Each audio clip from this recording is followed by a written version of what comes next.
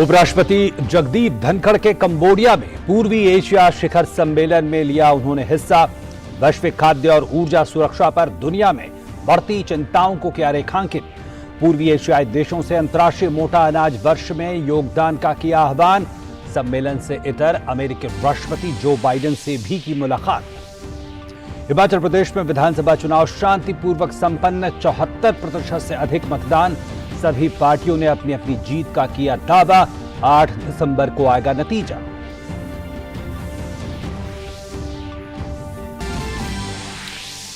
दिल्ली नगर निगम चुनाव के लिए सभी दलों ने कसी कमर। भाजपा ने 232 उम्मीदवारों की सूची जारी की। वहीं आम आदमी पार्टी ने 117 प्रत्याशियों की दूसरी सूची जारी की।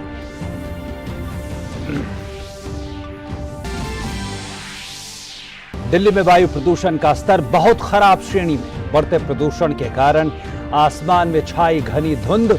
System of air quality and weather forecasting and research के अनुसार दिल्ली में AQI 320, वहीं नोएडा में AQI 341 दर्ज। तमिलनाडु के कई जिलों में भारी बारिश का कहर जारी। चित्तलपक्कम झील से बाहर निकला पानी। थेनी में वैंगई बांध से 4230 क्यूबिक फीट अतिरिक्त पानी छोड़ा गया। तंबरम के कई रिहायशी इलाकों में जल भराव। थेनी, डिंडीगुल, मदुरई, शिवगंगा और रामनाथपुरम जिलों में बाढ़ की चेतावनी जारी। खेल की खबरों में ऑस्ट्रेलिया के मेलबर्न में पाकिस्तान और इंग्लैंड के बीच T20 विश्व कप क्रिकेट का फाइनल शुरू। इंग्लैंड ने जीता टॉस, पहले गेंदबाजी का किया फैसला।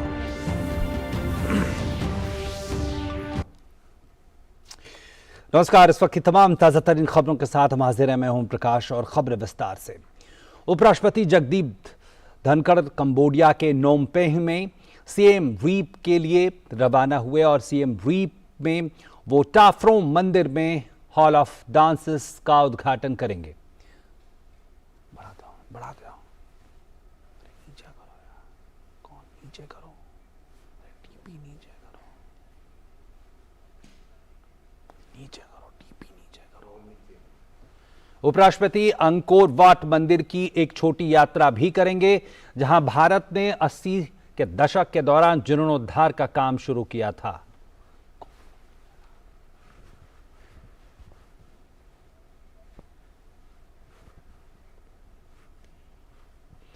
अपने कंबोडिया दौरे के अंतिम दिन हैं और उपराष्ट्रपति जगदीप धनखड़ ने पूर्वी एशिया शिखर सम्मेलन में हिस्सा लिया। सम्मेलन में उपराष्ट्रपति ने वैश्विक खाद्य और ऊर्जा सुरक्षा पर दुनिया में बढ़ती चिंताओं को रेखांकित किया। इसके साथ ही उपराष्ट्रपति जगदीप धनखड़ ने पूर्वी एशियाई देशों से अंतर्राष्ट्रीय मोटा अनाज वर्ष में योगदान का आह्वान भी किया। इस सम्मेलन में 10 आसियान देश और इसके 8 संवाद भागीदार भारत, चीन, जापान, दक्षिण कोरिया, ऑस्ट्रेलिया, न्यूजीलैंड, अमेरिका और रूस शामिल हैं।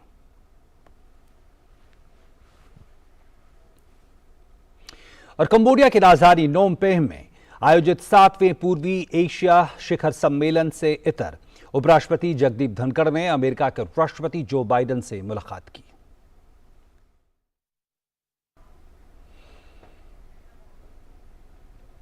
और सीधे आपको लिए चलेंगे राजधानी दिल्ली में। विदेश मंत्रालय एक प्रेस वार्ता का आयोजन कर रहा है। चलिए सीधे प्रेस वार्ता में। Indonesia from tomorrow for the G20 summit. To give us more details about this forthcoming visit, we have the privilege of having Foreign Secretary Sir Shri Vinay Quatra here with us. Sir, I would request you to make an opening remarks and then we can take perhaps a few questions. Thank you, Arindam. Good afternoon to all of you, and thank you very much for coming out on Sunday for this special briefing on Prime Minister's upcoming visit to Bali that starts tomorrow. Prime Minister Shri Narendra Modi will be attending the 17th G20 summit meeting being hosted in Indonesia by Indonesia on 15-16th November in Bali. The summit is likely to be attended, as is the tradition, by the leaders of G20 member countries, guest countries and international organizations. As you all know, G20 is the premier forum for international economic cooperation, and it plays a crucial role in shaping and strengthening the global architecture and governance on all major international economic and developmental issues. The G20 members represent around 85% of the global GDP, over 75% of the global trade, and about 2/3 of the world's population. This G20 summit is particularly special because, as you are aware, India will hold the presidency of the G20 summit from 1st of December 2022 for a one-year period, and the presidency handover will take place during the summit in Bali. During the summit, Prime Minister Modi and other G20 leaders will deliberate extensively upon key issues of contemporary relevance, including the state of global economy, issues relating to energy, environment, agriculture, health, and digital transformation, etc. As per the current program, the Bali summit comprises of 3 working sessions at the leaders level, where PM will be participating. These include the sessions on food and energy security, a session on digital transformation, and a session on health. G20 deliberations have acquired a greater salience in the current global economic and political context. Coming on the top of the existing environmental challenges, lack of progress in the SDGs, and the pandemic, the world is currently struggling with many important challenges. These includes uneven post-pandemic economic recovery, debt vulnerabilities, especially in the countries of the global south, ongoing conflict in Europe, and its knock-on effect such as food security challenges, energy crisis, and inflation on all countries of the world. G20 leaders will discuss these challenges and underscore the importance of closer multilateral cooperation to help overcome these challenges. As the incoming presidency, India has always actively engaged in the past and during this presidency of Indonesia also with all the G20 countries and participants throughout this year. Our position has been of steadfast and strong support to Indonesia, which as the presidency has shown strong leadership in ensuring that the G20 platform discusses issues of substantive interest to the world. The Prime Minister, as I mentioned earlier, Prime Minister would receive the G20 presidency from His Excellency Widodo, the President of Indonesia, at the closing session of the Bali summit. And as you all know, India will host the next G20 summit in September 2023, the dates of which have already been announced. Prime Minister Modi will also utilize the opportunity of his presence at the Bali summit to invite the G20 leaders to India's G20 summit. The G20 summit program also includes a leader's visit to what is called in Bahasa Indonesia Taman Hutan Raya, some mangrove forest in Bali on 16th of November. As you know, mangroves are an important refuge of coastal biodiversity and act as bioshields against extreme climatic events and as important carbon sinks. India's own mangrove cover is significant, with one of the highest biodiversity in the world. We also recently had agreed to join the Global Mangrove Alliance, which was launched jointly by Indonesia and UAE. On the sidelines of the Bali summit, Prime Minister would have several bilateral interactions with the G20 leaders to brief them, of course, on India's evolving G20 priorities, as also to review key elements of bilateral engagement with these world leaders. India's G20 presidency hopes to provide new strength, direction and perspective to G20 discussions on diverse subjects which include green development, lifestyle for environment, digital transformation, inclusive and resilient growth, women-led development, and more importantly, a greater voice for the global south in issues of international economic cooperation, as also on the need for reformed 21st century institutions. During our G20 presidency, India, Indonesia and Brazil would be the Troika. This would be the first time in G20 that the Troika would consist of 3 developing countries and emerging economies in a row. India, as the next chair, would endeavor to provide a greater voice to issues of interest to the global south, as I said earlier, and steer the G20 agenda in a representative and balanced manner. During his visit to Bali, Prime Minister will also address and interact with the Indian community and Friends of India in Bali at the Indian community reception on the 15th of November. Indian and community and diaspora have a strong presence across Indonesia. Prime Minister would depart Bali on 16th November 2022 on the conclusion of the Bali summit for India. I will stop here and be happy to take any questions. Thank you. Thank you very much, sir. We'll take a few questions. Okay, we start with you first. Foreign Secretary, what are the bilaterals? Please introduce yourself for record. From NDTV. What are the bilaterals that have already been decided for the Prime Minister? Person. Just adding to that specifically, is there going to be a meeting, because this is one occasion where the President of China, Xi Jinping, will be there. Will there be any meeting with Mr. Xi and Prime Minister Modi? Also, given that the Saudi Crown Prince and Prime Minister Mohammed bin Salman had to put off his visit at the last minute, will the Prime Minister be meeting him over there? And any details you can tell us about the bilateral agendas? There was somebody else, yeah, Akhilesh.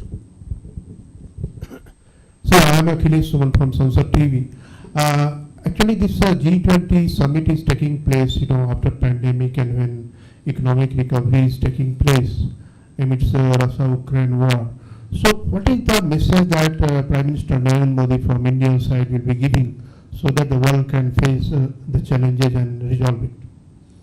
Sorry, could you repeat the last part? Message to? What will be the message from Prime Minister Narendra Modi for G20 leaders to implement how world can face the challenges and resolve it? Okay. Sudeep, okay. Sir, Shubhiranjan from Bloomberg, sir. You talked about debt vulnerability of the global south. Could you give us any more details as to what the Prime Minister, what kind of a message or what kind of a response that the Prime Minister would want from G20 on this particular issue?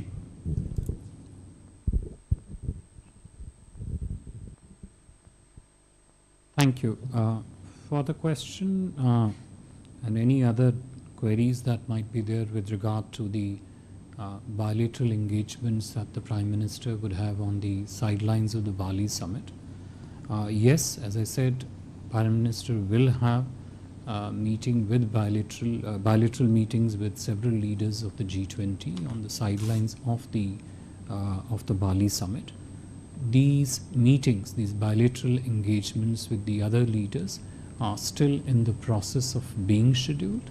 This is something which remains under evolution, and as the program unfolds after Prime Minister Modi lands in Bali, we would keep you apprised of each and every bilateral interaction that Prime Minister has in Bali on the sidelines. Akhilesh, with regard to your question on, and I think in a way part of it is, one specific part of it raised by Mr. Sudhir Ranjan on the Voice of Global South.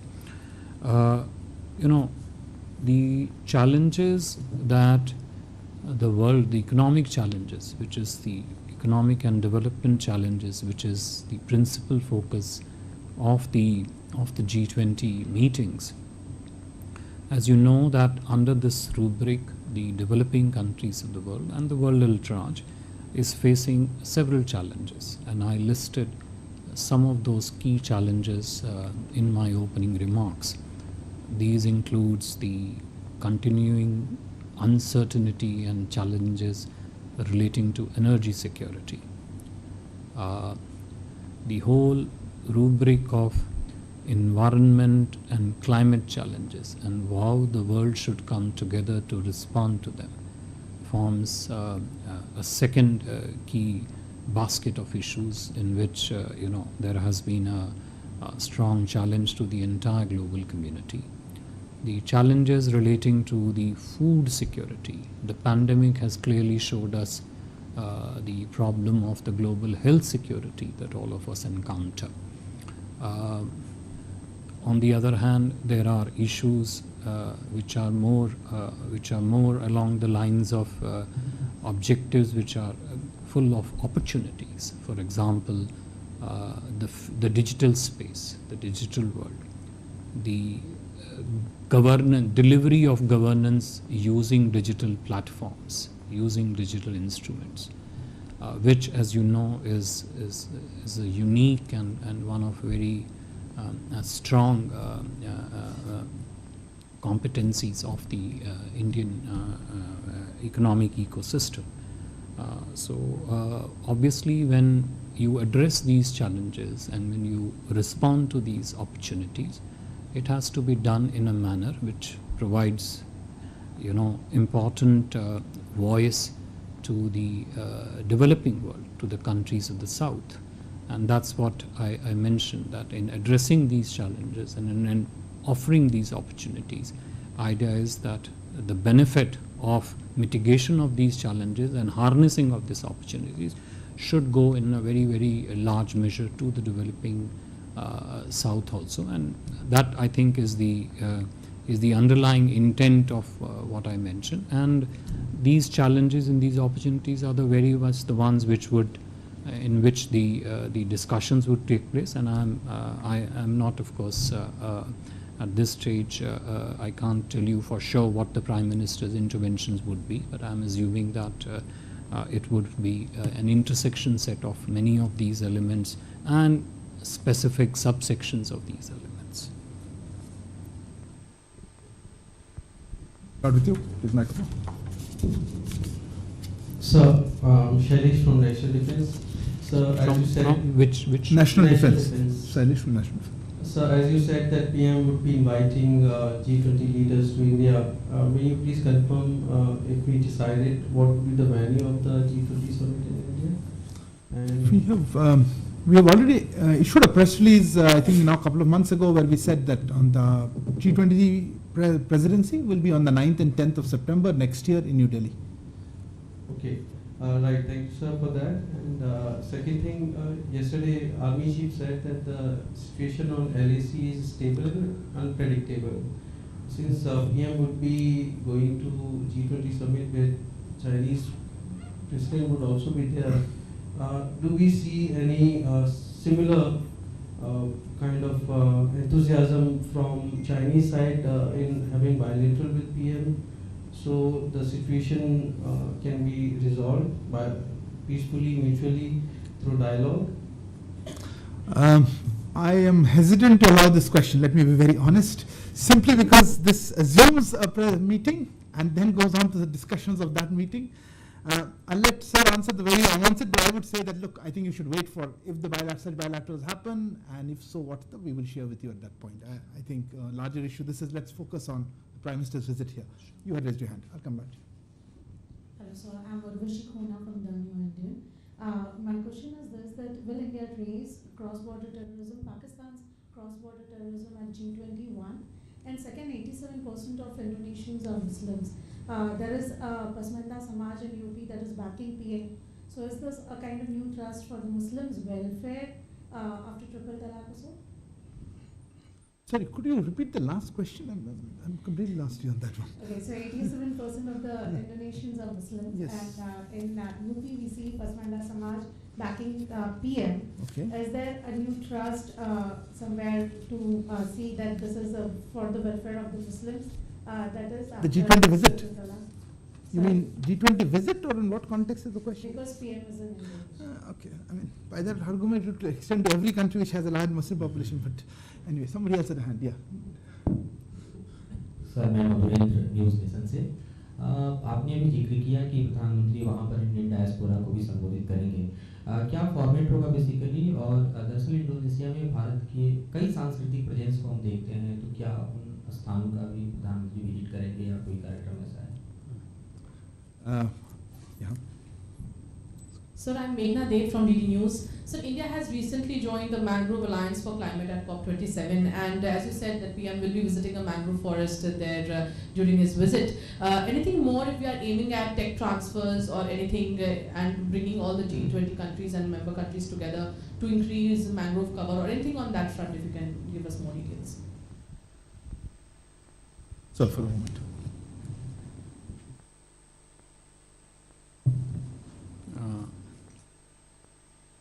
To Shailesh's question, which Arindam has already, and I have also touched upon it in the very first question that I responded to, that meetings, bilateral meetings with the other leaders of the G20 is something which remains, under evolution, which remains under the part of the program finalization, and as and when those meetings finalized, what gets discussed in those meetings, etc., we would of course be, briefing you on them when we are in Bali, and I hope would hope to see some of you perhaps in Bali at that time. Subhashi, to your question, I don't really see a specific correlation to the agenda of the G20 for which the Prime Minister is going to participate, and a direct connect with what you asked. Fairly valid points in terms of your own context. I would simply say that the Bali summit is principally structured along 3 sessions. There is a session on food and energy security. There is a session relating to health. And there is a third session relating to digital transformation. The interventions by the leaders at each of these sessions would limit themselves to these aspects. Of course, there is a global economic and political context in which the G20 summit is taking place. We at this stage don't know what references to this context will be there in the communique, etc. But the leaders themselves per se would essentially be participating in these 3 sessions. Then जो आपका प्रश्न था भारतीय समुदाय से जो प्रधानमंत्री जी का जो इंटरैक्शन होगा, ये स्टैंडर्ड जो भारतीय समुदाय से जहाँ भी जब भी प्रधानमंत्री की यात्रा होती है तो उसमें जो भारतीय समुदाय, जैसे कि मैंने कहा जैसे कि आपने भी कहा, इंडोनेशिया में जो सांस्कृतिक रूप से 2 समाजों के बीच में जो संबंध रहे हैं वो काफ़ी प्राचीनतम संबंध रहे हैं, और भारतीय समुदाय काफ़ी एक सशक्त उपस्थिति इंडोनेशिया में है। तो बाली यात्रा के दौरान प्रधानमंत्री जी भारतीय समुदाय से भी इंटरैक्ट करेंगे। I think I couldn't get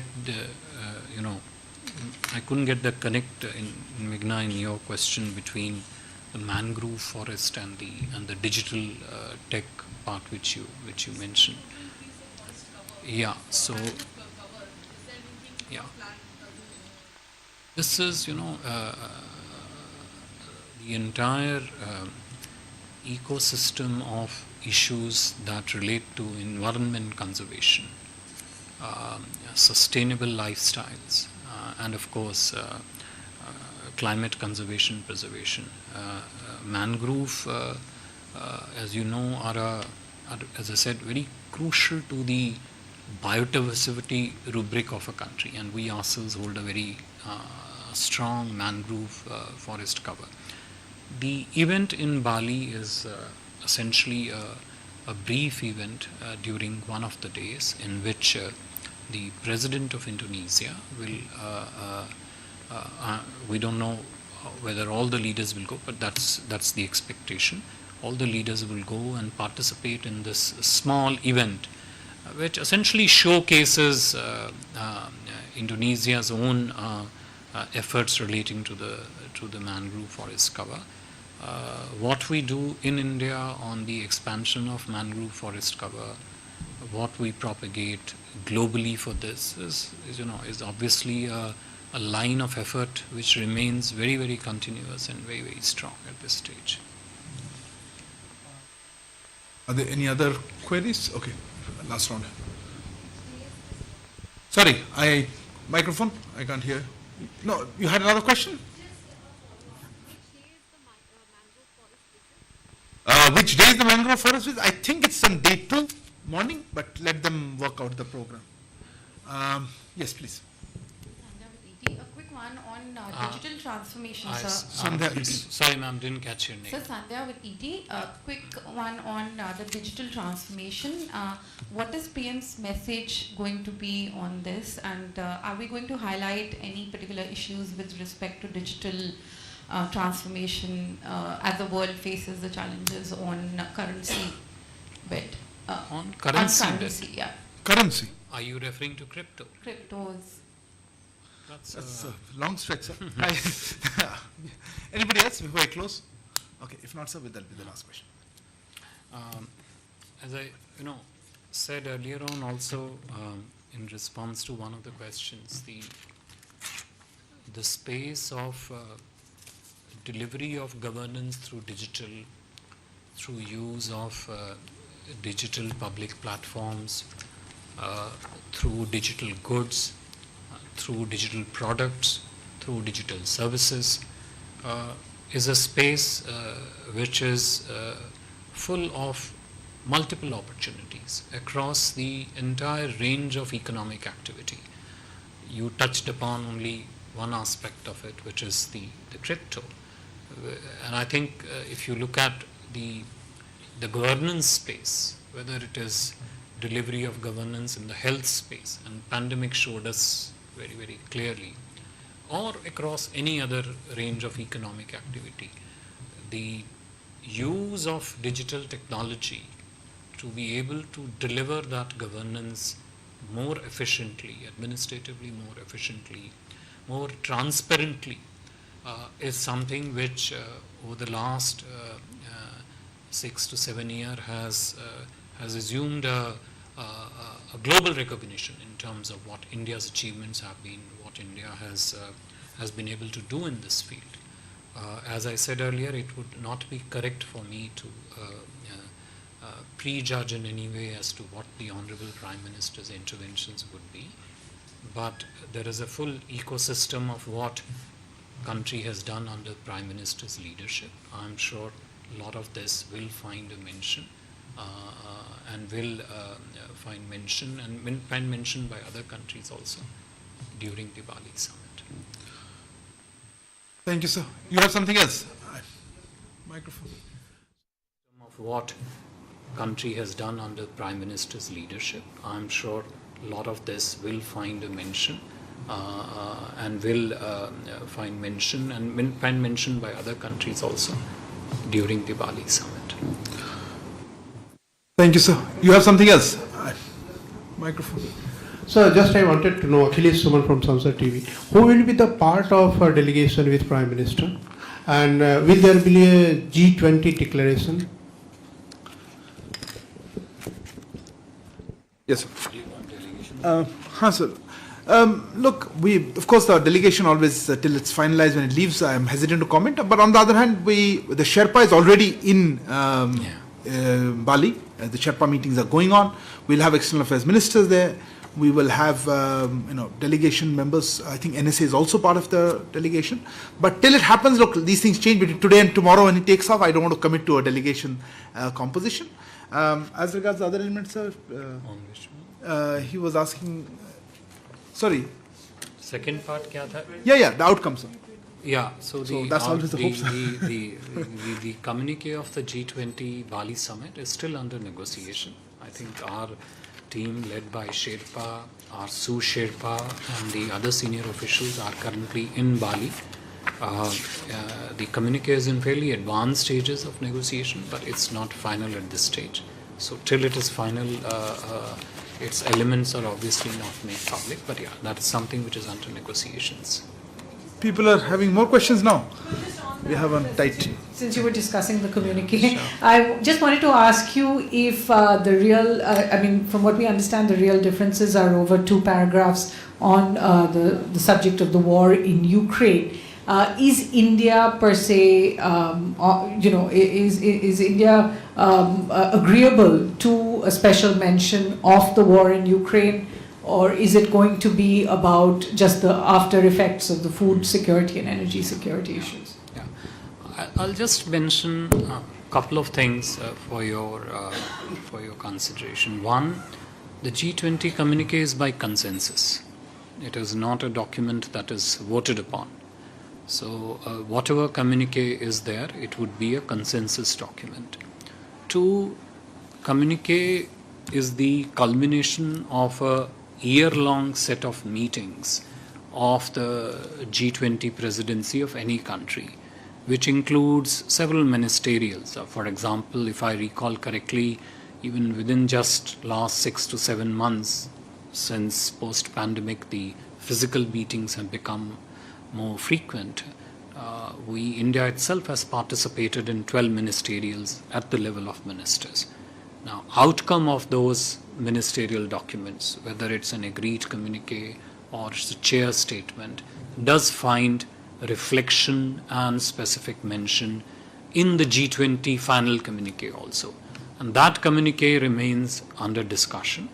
Obviously, all the outcomes of the other ministerial will feed into it. The political context of what's happening in the world is a part of it, whether you call off the conflict itself or the knock-on effect. As I said, in what way it emerges finally in the communique, I think is remains to be seen, because it is still under discussions and negotiations in Bali. Thank you very much, sir. Thank you for the detailed presentation. Thank you for all joining us, and we will continue to update you as the visit unfolds. Thank you. तो विदेश सचिव विनय क्वात्रा को आप सुन रहे थे। प्रधानमंत्री Narendra Modi G20 शिखर सम्मेलन में भाग लेने के लिए बाली जाने वाले हैं। 14 तारीख यानी कि कल से प्रधानमंत्री की इंडोनेशिया यात्रा शुरू होगी, और विनय क्वात्रा की ओर से बताया गया कि बाली में 3 वर्किंग सेशन होंगे। फूड और ऊर्जा सुरक्षा पर एक वर्किंग सेशन वहाँ पर होगा, दूसरा स्वास्थ्य पर, और तीसरा डिजिटल ट्रांसफॉर्मेशन पर वहाँ पर एक वर्किंग सेशन होगा जिसमें प्रधानमंत्री हिस्सा लेंगे। और डिजिटल टूल का शासन पद्धति में किस तरह का बेहतर इस्तेमाल हो सकता है, इस पर भी वहाँ पर चर्चा होने की आशा की जा रही है।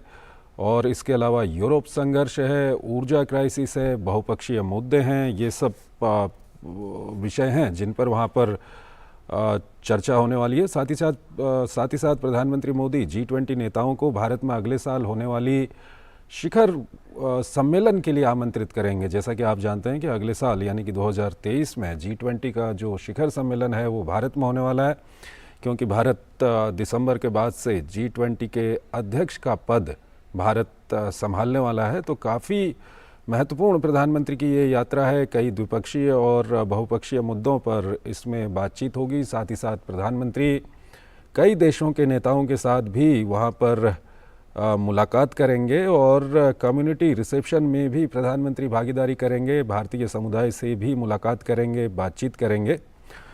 तो इससे जुड़ी हुई खबरें हम आपको लगातार दिखाते रहेंगे। फ़िलहाल अगली खबर की ओर हम आपको लिए चलते हैं। उपराष्ट्रपति जगदीप धनखड़ कंबोडिया के नोम पेन से सिएम रीप के लिए रवाना हुए। सिएम रीप में वो टाफ्रोम मंदिर में हॉल ऑफ डांसर्स का उद्घाटन करेंगे। उपराष्ट्रपति अंकोर वाट मंदिर की एक छोटी यात्रा भी करेंगे, जहां भारत ने 80 के दशक के दौरान जीर्णोद्धार का काम शुरू किया था।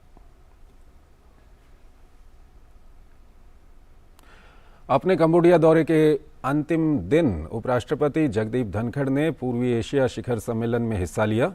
सम्मेलन में उपराष्ट्रपति ने वैश्विक खाद्य और ऊर्जा सुरक्षा पर दुनिया में बढ़ती चिंताओं को रेखांकित किया। इसके साथ ही उपराष्ट्रपति जगदीप धनखड़ ने पूर्वी एशियाई देशों से अंतर्राष्ट्रीय मोटा अनाज वर्ष में योगदान का आह्वान भी किया। इस सम्मेलन में 10 आसियान देश और इसके 8 संवाद भागीदार, जिसमें भारत, चीन, जापान, दक्षिण कोरिया, ऑस्ट्रेलिया, न्यूजीलैंड, अमेरिका और रूस शामिल हैं, वो सब वहां पर मौजूद थे। और आपको बता दें कि कंबोडिया की राजधानी नोम पेन्ह में आयोजित 7वें पूर्वी एशिया शिखर सम्मेलन के इतर उपराष्ट्रपति जगदीप धनखड़ ने अमेरिका के राष्ट्रपति जो बाइडेन के साथ भी मुलाकात की।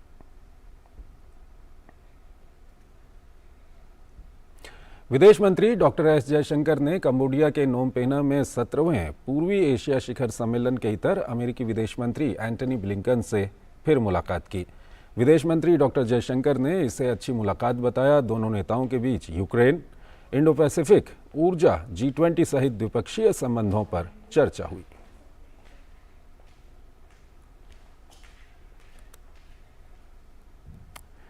विदेश सचिव विनय क्वात्रा ने आज प्रधानमंत्री नरेंद्र मोदी के G20 शिखर सम्मेलन में शामिल होने पर जानकारी दी। उन्होंने कहा, प्रधानमंत्री नरेंद्र मोदी कल इंडोनेशिया के बाली के लिए निकलेंगे और वहां होने जा रही 17वीं G20 शिखर सम्मेलन में शामिल होंगे, जिसमें भारत 1 दिसंबर से शुरू होने वाले 1 वर्ष के लिए G20 की अध्यक्षता ग्रहण करेगा। Prime Minister Shri Narendra Modi will be attending the 17th G20 summit meeting being hosted in Indonesia by Indonesia on 15-16 November in Bali. The summit is likely to be attended, as is the tradition, by the leaders of G20 member countries, guest countries and international organizations. This G20 summit is particularly special because, as you are aware, India will hold the presidency of the G20 summit from 1st of December 2022 for a 1-year period. विदेश मंत्रालय ने कहा कि बाली शिखर सम्मेलन में प्रधानमंत्री नरेंद्र मोदी अन्य G20 नेताओं के साथ वैश्विक अर्थव्यवस्था, ऊर्जा, पर्यावरण, कृषि, स्वास्थ्य और डिजिटल परिवर्तन सहित समकालीन प्रासंगिकता के प्रमुख मुद्दों पर विचार विमर्श करेंगे।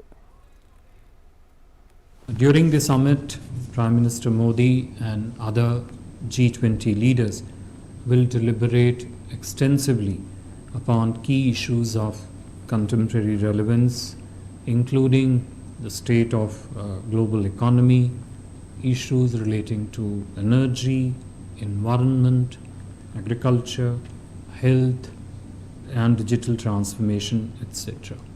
The Bali summit comprises of 3 working sessions at the leaders level where PM will be participating. These include the sessions on food and energy security, a session on digital transformation and a session on health.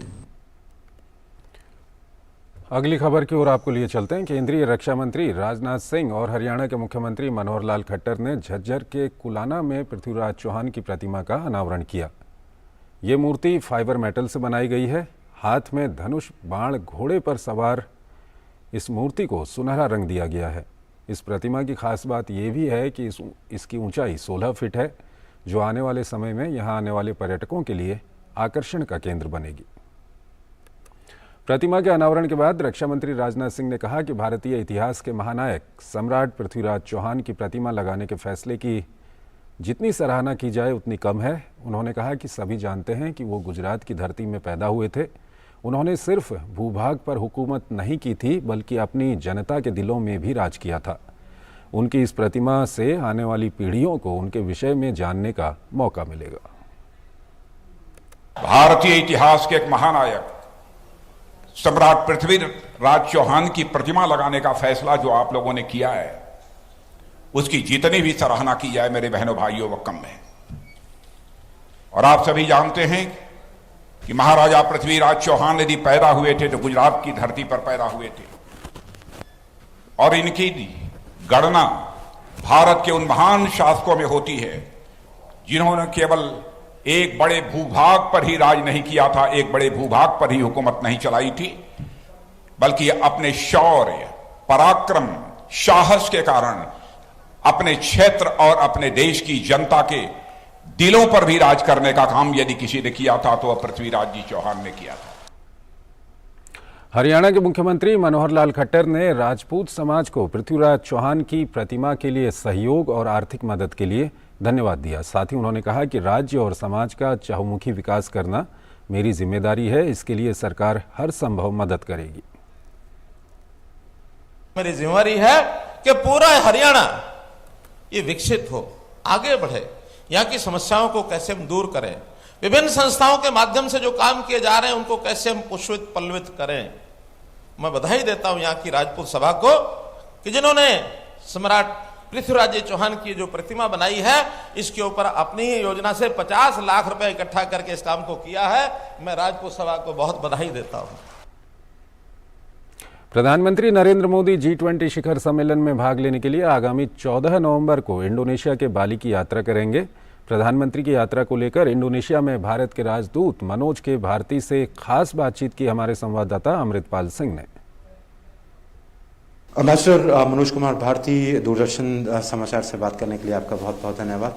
Sir, प्रधानमंत्री नरेंद्र मोदी यहाँ पहुँच रहे हैं सोमवार शाम को। प्रधानमंत्री primarily G20 summit में भाग लेने आ रहे हैं कि इस लिहाज से कितनी महत्वपूर्ण है ये प्रधानमंत्री का इंडोनेशिया का ये दौरा?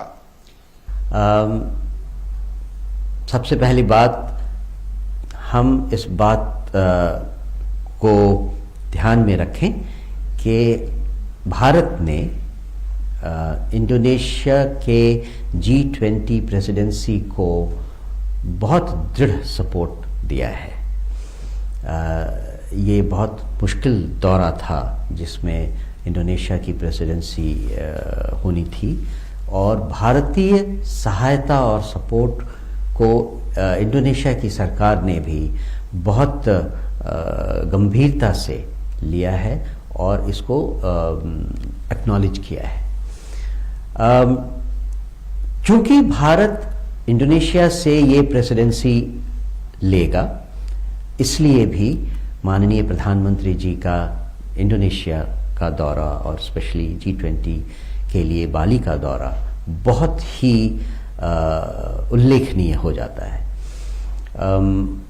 भारत ने कुछ दिन पहले ही जो अपनी प्रेसिडेंसी का लोगो लॉन्च किया है, प्रधानमंत्री के लिए ये भी एक अवसर होगा कि उसके बारे में पूरी दुनिया को G20 के देशों को बता सकें।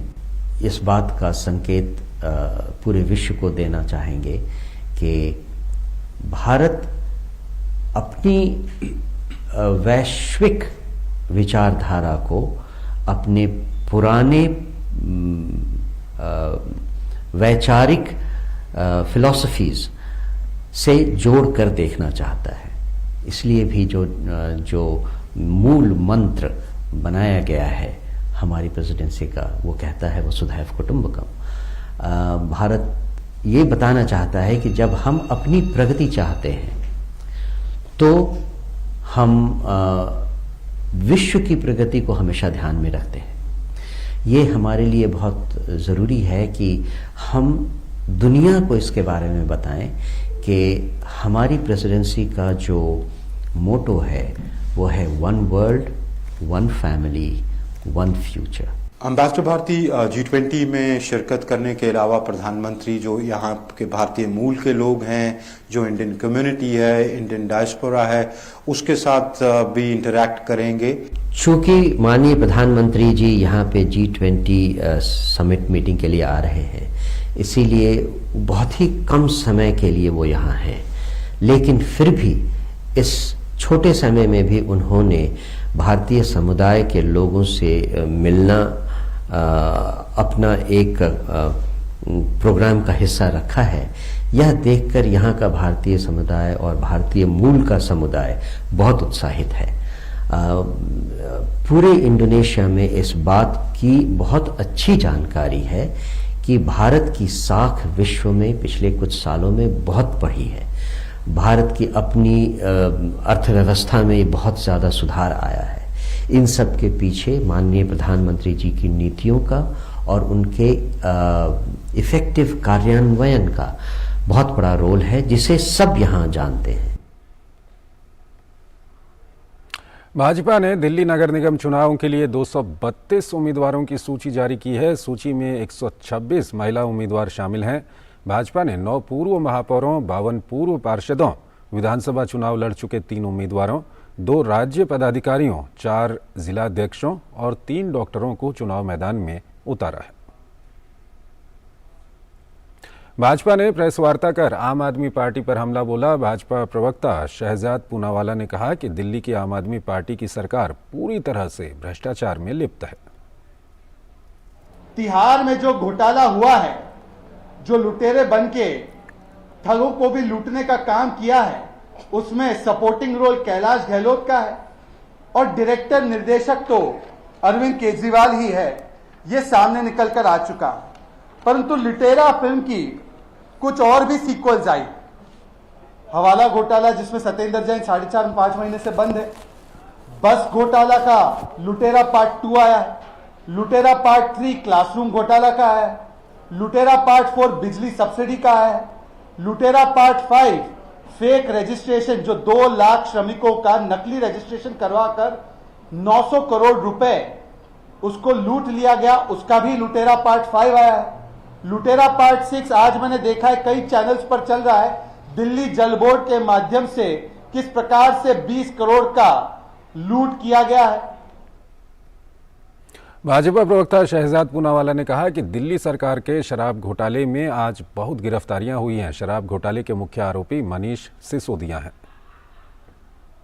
मित्रों, शराब घोटाला जो लुटेरा पार्ट 7 बनी है शराब घोटाले की, आज उसमें आपने देखा होगा कि कई सारी गिरफ्तारियां हुई।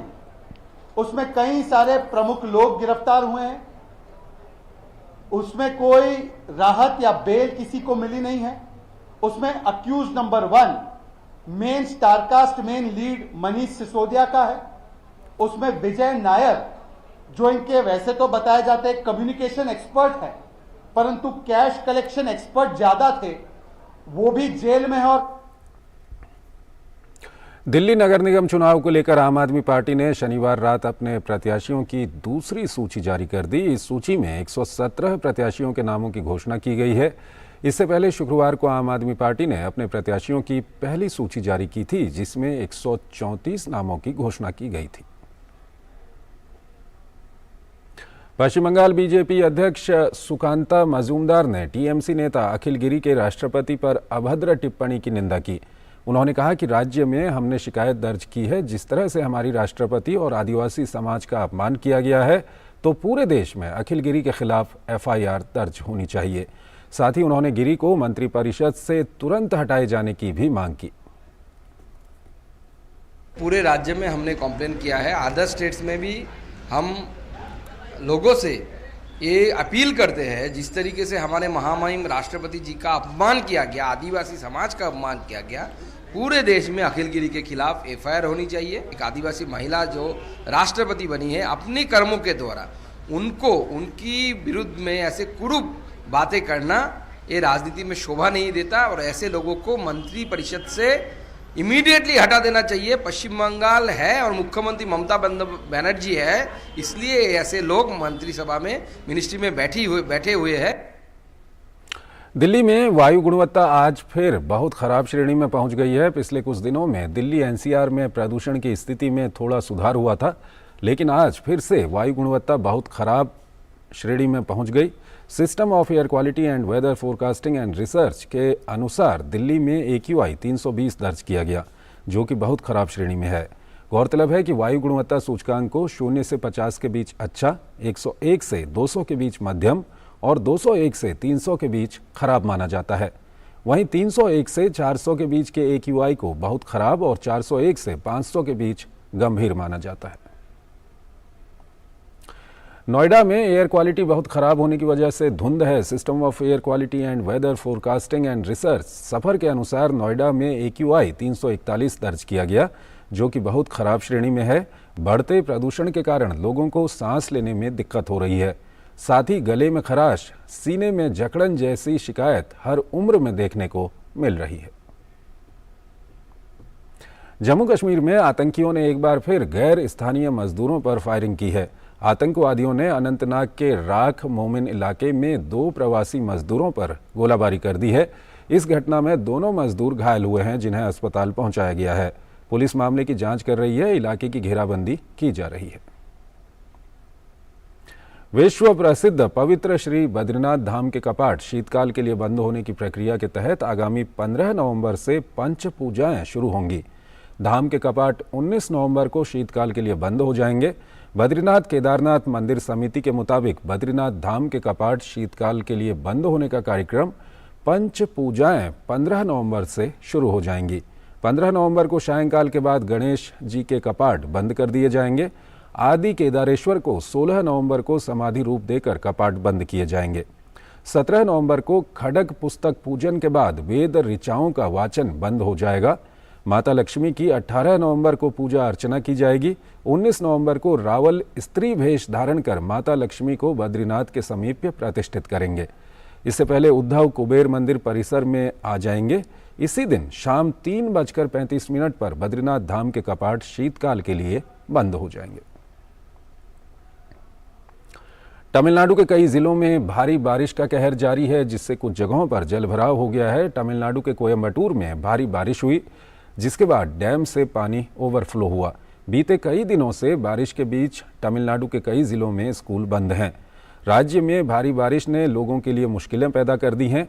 इस साल चेन्नई में भारी बारिश से पिछले 30 साल का रिकॉर्ड टूटा है। राज्य की चित्तलपक्कम झील से पानी बाहर निकल गया है। थेनी में वेंगई बांध से 4230 क्यूबिक फीट अतिरिक्त पानी छोड़ा गया है। वहीं तंबरम के कई रिहायशी इलाकों में जलभराव की स्थिति पैदा हो गई है। प्रशासन के मुताबिक थेनी, डिंडीगुल, मदुरई, शिवगंगा और रामनाथपुरम जिलों में बाढ़ की चेतावनी जारी की गई है। और आपको बता दें कि लगातार हो रही भारी बारिश की वजह से चेन्नई के विभिन्न इलाकों में भी जलभराव हुआ है।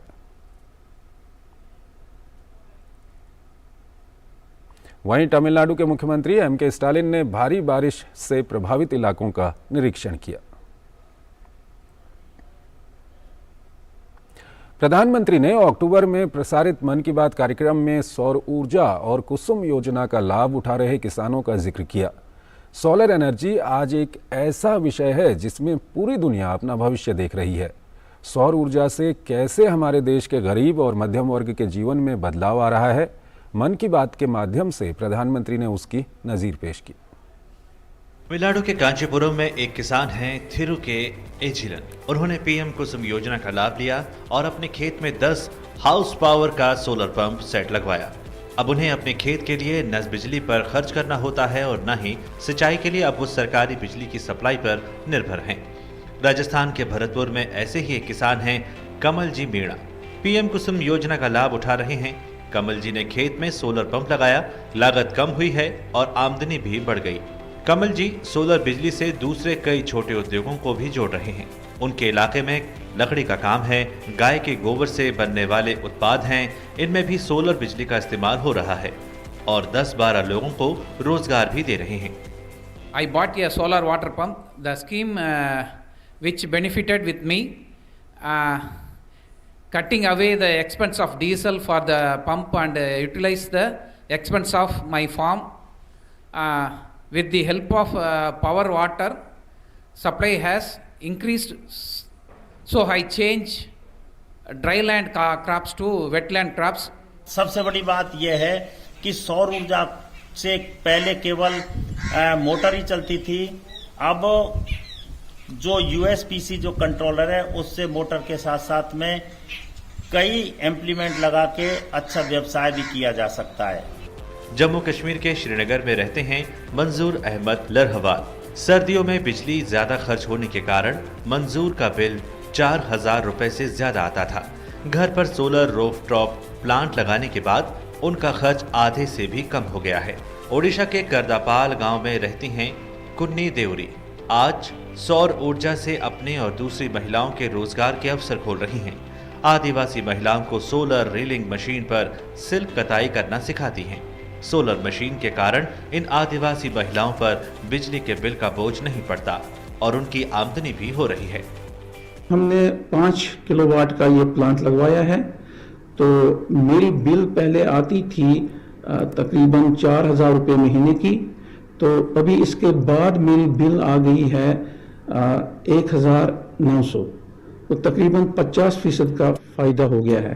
यहाँ पर जो ट्रैवल एरिया ना, यहाँ पे पावर कट बार बार हो रहे थे, बिजली ज़्यादा नहीं मिल पा रहे थे, और सोलर पावर में हम लोग को 24 घंटे तक बराबरी काम कर रहे थे, तो पावर कट नहीं हो रहा था। छोटा सा मशीन कहाँ से भी हम लोग को बैठे के काम कर रहे थे, तो बहुत अच्छा लगा वो मशीन।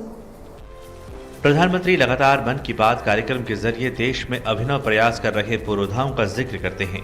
इस बार प्रधानमंत्री ने सौर ऊर्जा के जरिए ग्रामीण क्षेत्र में होने वाले बुनियादी बदलाव की ओर सबका ध्यान आकर्षित किया। Chandrashekhar, DD news. तो इस बुलेटिन में फिलहाल इतना ही। आप बने रहिए डीडी न्यूज के साथ। नमस्कार।